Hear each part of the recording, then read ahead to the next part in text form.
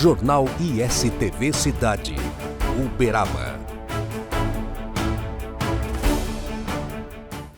Estamos de volta com o ISTV Cidade, o noticiário da família uberabense, para mais uma rodada de conversa com o nosso estimado Dr. Guido Bilharinho. Agradecer de novo pela gentileza de aceitar o nosso convite. Está sempre por aqui, doutor Guido. Muito obrigado. Eu que fico muito satisfeito com o seu convite e também agradeço a lembrança. Olha, é um material tão extenso, tão denso, tão completo, né? E que é em evolução, que é um detalhe que a gente estava conversando aqui. Ele está preparando mais e mais páginas sobre a história de Uberaba, sobre cultura, sobre cinema, música, teatro, enfim, que a gente tem que ir fazendo esses programas quantas vezes a gente tiver a oportunidade, né, doutor Guido? A gente às vezes dá uma pausa, mas retomamos aqui. Ó, na edição de hoje, a gente vai falar sobre o número 30 da Primax. A Primax, quem não teve a oportunidade de conhecer, vai saber agora, é uma revista produzida pelo nosso querido Dr. Guido Bilharinho, editoração eletrônica, Gabriela Rezende Freire, e neste número, que é o de número 30, parece que foi proposital, ele traz uma gama de assuntos que eu falei, temos que convidar o Dr. Guido para falar sobre esse tema. Então vamos lá, doutor. O sumário diz aqui, edição em português, tá? Nós estamos falando aqui de uma das edições, que temos outras, né? Entre as questões, concepções inequívocas de sabe de quem? De Aristóteles. O que vem a ser esse trecho da revista? É o seguinte, o Aristóteles é um dos maiores gênios da humanidade, um grande filósofo, que teve uma influência muito grande na Idade Média, e tem até hoje.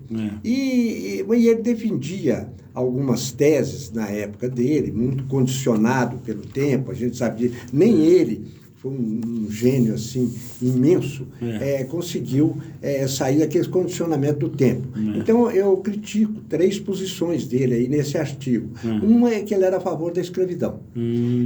Ele dizia que o escravo era uma ferramenta viva.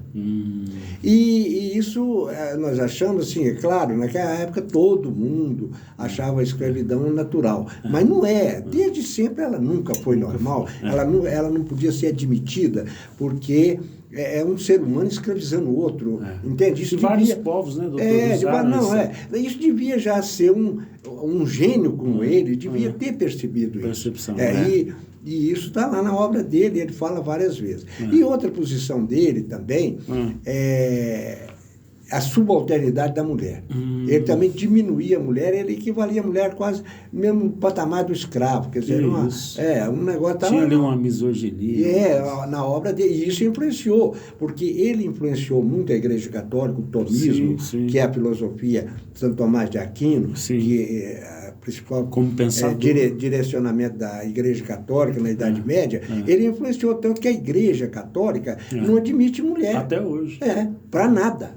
A mulher não existe para a Igreja Católica. Quer dizer, isso foi influenciado também por ele. Pela filosofia. E outra posição dele é que ele divide o regime administrativo em 3. Monarquia, oligarquia e ele põe um outro nome, mas a democracia. Ele fala que a democracia é a menos pior das perversões. Quer dizer, e ele critica também a democracia. Embora ele, dos 3, a monarquia e ele fica... Porque na época era regime monárquico, ele tinha ligações, como todo mundo lá, com o regime monárquico, as pessoas ficam assim meio limitadas. Ele, então, tergiversa, sabe, nessa posição. E não opta normalmente pela... Ele fala que a democracia é o governo da maioria.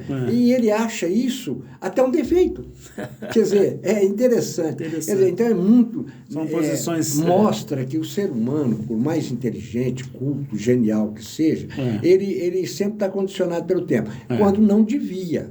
Porque esses 3 temas, são temas que não deveriam se subordinar ao condicionamento temporal, porque é uma questão racional. Exatamente, um mestre desses, né, que foi Não, em foi- muitos aspectos além do seu tempo. Não, né? tá, Teve foi fabuloso. Para fechar, a gente sabe, né? O ser humano não é perfeito, né, doutor? Então, esse artigo justamente trata critica disso. essas três posições. Tá certo. Mas nós temos aqui um outro campo da Primax número 30, que é a literatura. E isso começa trazendo a epopeia homérica, Ilíada, século XVIII. Quer dizer, 800 anos antes de Cristo. Século VIII, perdão. Né? O Homero já escreveu a Ilíada e depois a Odisseia, e eles inclusive falam que ele nem existia, que a Ilíada seria de autoria de um conjunto de escritores. Isso é impossível, porque ela é unitária. O estilo, o sequenciamento, não há possibilidade disso. Realmente, o Homero existiu e escreveu, conseguiu sintetizar todas as tradições orais dos gregos, até milenar naquela época, e colocou na Ilíada com um estilo muito vigoroso. Como diz aí o Hugo de Carvalho Ramos, que é aquele autor do Tropas e Boiadas, o maior escritor goiano, considerado até um gênio goiano, ele falava, lê de Homero, que é mais o resto. Quer dizer, isso é um entusiasmo no meio da juventude, mas mostra como o Homero é importante. Então, eu fiz um artigo aí sobre a Ilíada. E depois, na sequência, eu estou fazendo, em todos os números da Primax, um estudo da tragédia grega. Certo. São 31 peças. Quer dizer, na realidade, eles escreveram os três principais teatrólogos gregos, Ésquilo, Sófocles e Eurípides, eles escreveram mais de 300 peças. Mas só sobreviveram íntegras 31. Olha isso. E eu estou comentando uma por uma, Entendi. na ordem mais ou menos sequencial, cronológica de cada um deles. Então tá lá, ó. Esses três são do Sófocles. Teatro clássico grego, Eletra. Eletra é uma personagem 425 a.C. famosíssima, né? Filotetes. Né? Esse Filotetes era um personagem muito pouco conhecido, mas ele foi assim, muito importante no desfecho da Guerra de Troia, que durou 10 anos, segundo a mitologia, né? Embora Troia tenha existido, e realmente foi, dizem que ela foi destruída 7 vezes naquele mesmo lugar, por causa da posição estratégica que ela tinha, que hoje estaria na Turquia. Isso. Então, é uma cidade que a guerra de Troia, entre os gregos e Troia, realmente existiu, mas não por essa motivação só.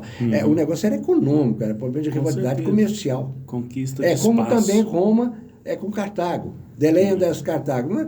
Destruir Cartago porque Cartago era rival comercial de Roma. Isso. É como os Estados Unidos hoje estão fazendo com a China. Não querem admitir, não querem deixar a China desenvolver, querem criar problema e tal, porque é rival comercial. Porque a economia é que comanda, no final de tudo, as ações humanas. Porque é a base onde o homem sobrevive. E incrível, o senhor está falando isso, eu estou me lembrando aqui das aulas de geografia, inclusive a influência da geografia, né, dos grandes navegadores, os gregos, entre eles, né, contribuíram muito para a definição de estratégias de navegação na época da dominação, né, do espaço, da conquista de territórios. Os gregos influenciaram muito na construção dessa visão geográfica. Né? Na realidade, os gregos aproveitaram muita coisa da Pérsia, que é o Irã hoje, que eram, e do Egito, que eram civilizações até mais antigas, mas eles criaram quase que no direito, por exemplo, várias instituições de direito que os romanos depois desenvolveram e aprofundaram e tal, mas a origem está lá na Grécia. Está lá na Grécia, os grandes e os romanos aproveitaram, tanto que os romanos aproveitaram a própria mitologia, os deuses gregos, só que mudaram o nome, mas eram os mesmos. Quer dizer, eles não criaram uma mitologia própria, adotaram a dos gregos.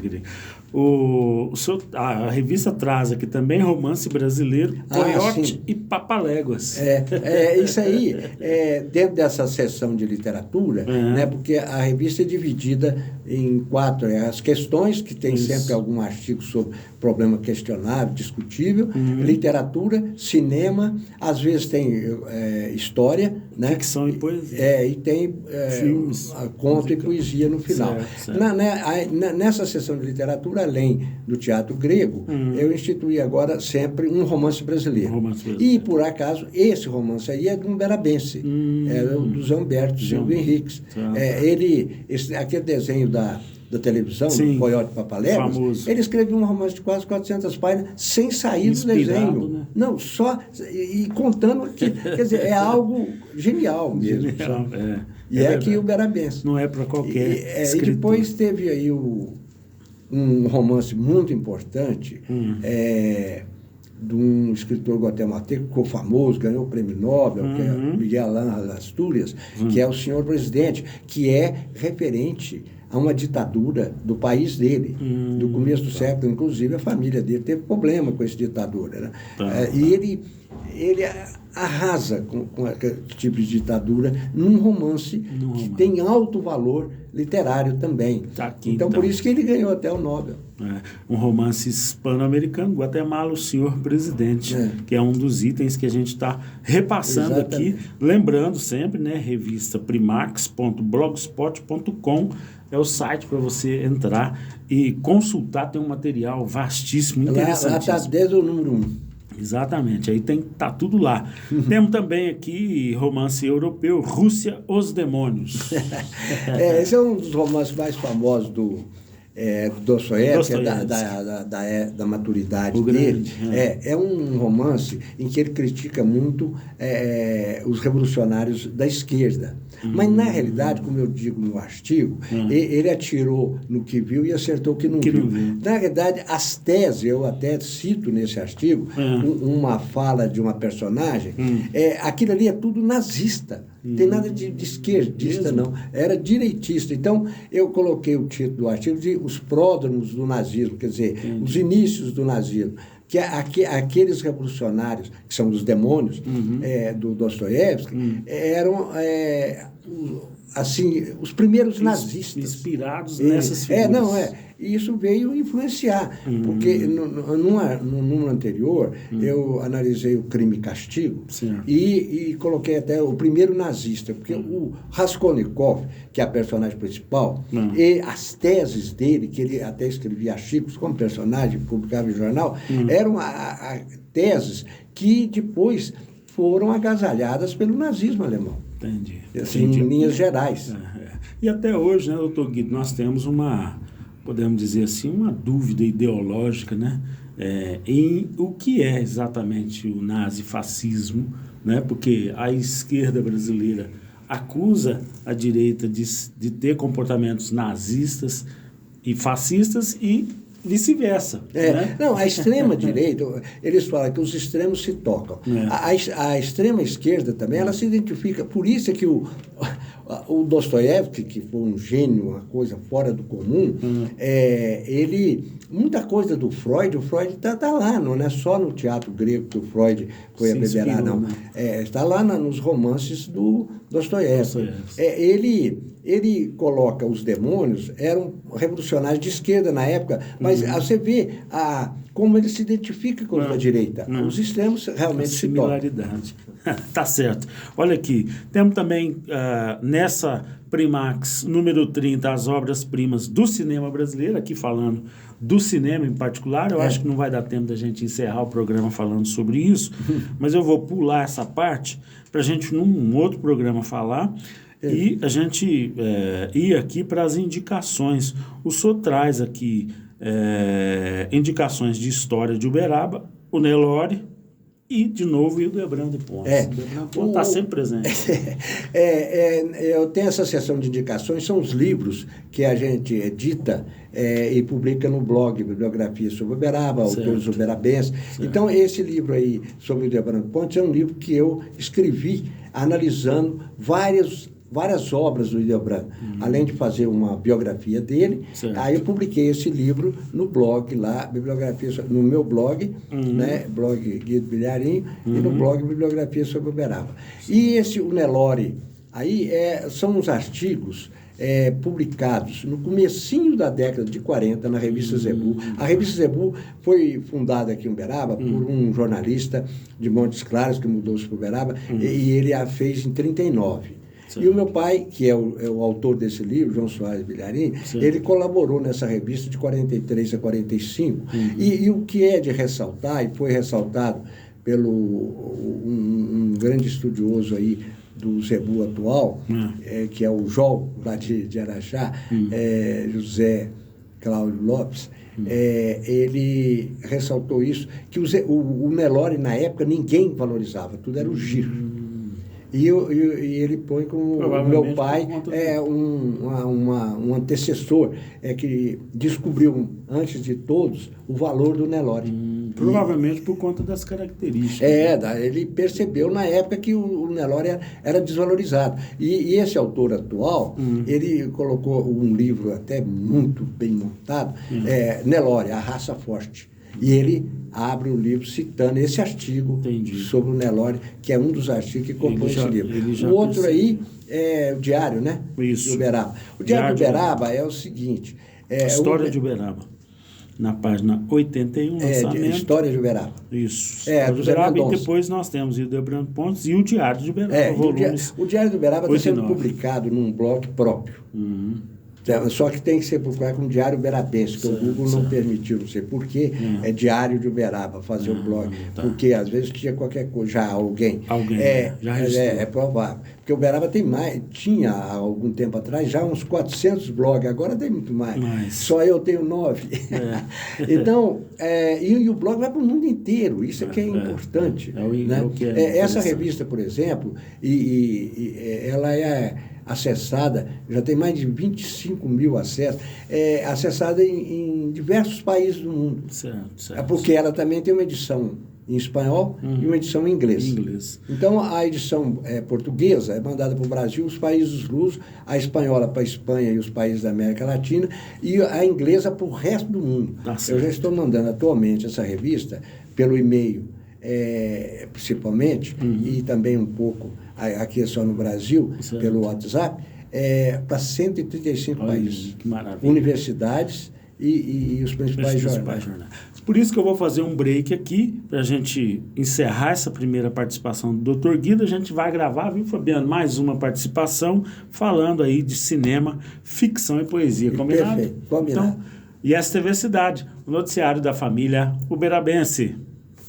Estamos apresentando Jornal ISTV Cidade, Uberaba. ISTV. Nosso canal vem crescendo a cada dia e se destacando em todo o Brasil. Mais de 150 milhões de telespectadores recebem o nosso sinal através das antenas parabólicas, TV digital via satélite, TVs conectadas e TV a cabo em todo o território nacional e América Latina.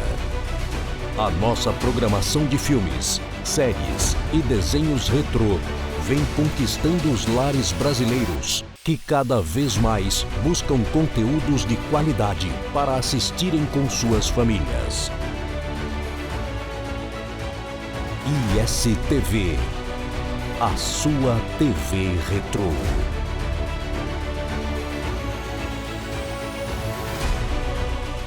Sabe aqueles momentos com a família, sentados à mesa, momentos que nos fazem bem, que nos fazem felizes? Para acompanhar uma prosa boa, tem que ter Café Silva. Café puro, direto da roça, produzido com tecnologia sem contato manual. Para uma qualidade diferenciada, deixa a gente fazer parte desses momentos da sua vida. Telefone 034 991 59 39 39, atendendo toda a região. Café Silva, cada vez melhor. ISTV Shop, o seu shopping na TV. Moda, saúde, beleza, decoração. Promoções com produtos e serviços de qualidade.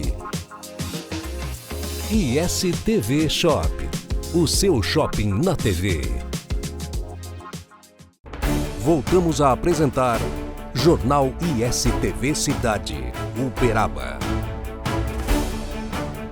Inscrições para o concurso internacional de queijos artesanais da Expo Queijo Brasil 2024 foram prorrogadas até o domingo, dia 9 de junho, pelo site expoqueijobrasil.com.br. O evento acontece entre os dias 27 e 30 de junho no Grande Hotel e Termas de Araxá, no Alto Paranaíba. Para o secretário de Estado de Agricultura, Pecuária e Abastecimento, a SEAPA, Thales Fernandes, a prorrogação das inscrições é também uma nova chance de o queijeiro, como é chamado, agregar valor à sua produção sob a chancela do julgamento de equipes gabaritadas. Em 2023, pela primeira vez no país, a curadoria do concurso internacional de queijos artesanais da Expo Queijo foi totalmente brasileira, feita pelo Instituto de Laticínios Cândido Tostes. Mais de 200 jurados foram treinados pela instituição para avaliarem as amostras concorrentes. Em 2024, a expectativa é de que pelo menos 1.100 queijos concorram às medalhas de ouro, de prata e bronze, nas cerca de 45 categorias e ao Super Ouro. O ISTV Cidade para falar sobre o atendimento nas unidades de pronto atendimento aqui de Uberaba, unidades de saúde UPA do Mirante e UPA São Benedito. Um profissional chamado fluxista passa a atuar nestas unidades. A gente foi entender um pouco melhor qual será a função deste fluxista. Confira na reportagem. Assim como já é realizado em outros municípios, né, em outras unidades de pronto atendimento, o fluxista ele vem para agilizar o nosso atendimento. Ele, como o próprio nome já sugere, né, ele vai auxiliar o nosso usuário no fluxo mesmo da unidade. Por exemplo, ele vai tirar dúvida de um paciente ou de um acompanhante que está ali aguardando e não tem certeza a respeito de um exame, a respeito de um procedimento, enfim. Como é que vai ser essa abordagem? Sim, ele vai poder ser um ponto de apoio para a retirada de dúvidas, para o direcionamento desse paciente aos consultórios. Às vezes o pessoal fica em dúvida, depois direcionamento para a realização de algum exame, se esse exame já ficou pronto, se ele já pode retornar no médico para uma reavaliação e uma possível alta, né? Então ele vai estar acompanhando toda a trajetória do paciente e também vai ter uma visão, um olhar crítico, né? A gente espera que esse colaborador tenha um olhar crítico. Eu tenho um paciente ali que está aguardando, estou vendo que às vezes ele tem algum sinal de piora, já vou alertar a equipe assistencial para dar um olhar diferenciado para ele também. Então a gente está muito otimista com a vinda dos fluxistas, né? Que a gente espera que vai agregar bastante ao atendimento dos nossos usuários. Em relação à escala de trabalho, número de fluxistas para cada uma das unidades, conta um pouco para quem está nos assistindo. A ideia, né? Eles vão trabalhar nos horários de pico, então todos os dias, das 10 da manhã às 10 da noite, a gente vai contar com um fluxista. Então são 2 por unidade e eles vão trabalhar em escala 12 por 36. Hoje, né, no início dessa atividade, nós temos a atuação somente aqui na UPA Mirante, não é isso? Já tem alguma estimativa, previsão de quando nós teremos também na UPA São Benedito? Isso, por enquanto na UPA do Mirante a gente já fez o processo seletivo, né? Foram escolhidos esses profissionais e a gente está estruturando essa rotina, então a gente optou por começar aqui na UPA do Mirante e em breve a gente já está fazendo o processo seletivo para contratar os 2 colaboradores da São Benedito e também já levar a rotina para lá. Agora eu queria que você aproveitasse para falar aqui em um minutinho, qual é a orientação, né, de quem está na gestão do atendimento para aquela pessoa que chega na UPA e não entendeu ainda bem como é que funciona a recepção desses pacientes, a triagem, né, para que a gente até oriente, né, quem está chegando. Então a gente vai ter esse colaborador que vai conseguir orientar qualquer usuário que chegar na unidade tiver dúvida sobre o atendimento, sobre o fluxo, sobre a rotina, pode tirar dúvida com o fluxista, com as meninas na recepção também. A gente tem o serviço de ouvidoria, que todo mundo está aqui para dar um apoio. E com isso nós chegamos ao fim de mais esta edição do ISTV Cidade, o noticiário da família uberabense. Jornal ISTV Cidade. Notícias exclusivas de Uberaba todos os dias, aqui na ISTV. Ao meio-dia e às 8h30 da noite. Uberaba, terra de gigantes. A cidade dos dinossauros, de Chico Xavier e do Gado Zebu, integra a programação da ISTV. Vamos mostrar Uberaba e todo o seu potencial de turismo, desenvolvimento econômico, polo de excelência em saúde, educação e muito mais. A população de Uberaba agora junta-se à rede ISTV, com mais de 150 milhões de telespectadores em todo o Brasil. Através das antenas parabólicas, TV digital via satélite, TVs conectadas e TV a cabo. Segunda a sexta-feira, ao meio-dia e às 8h30 da noite. ISTV Cidade, o noticiário da família uberabense.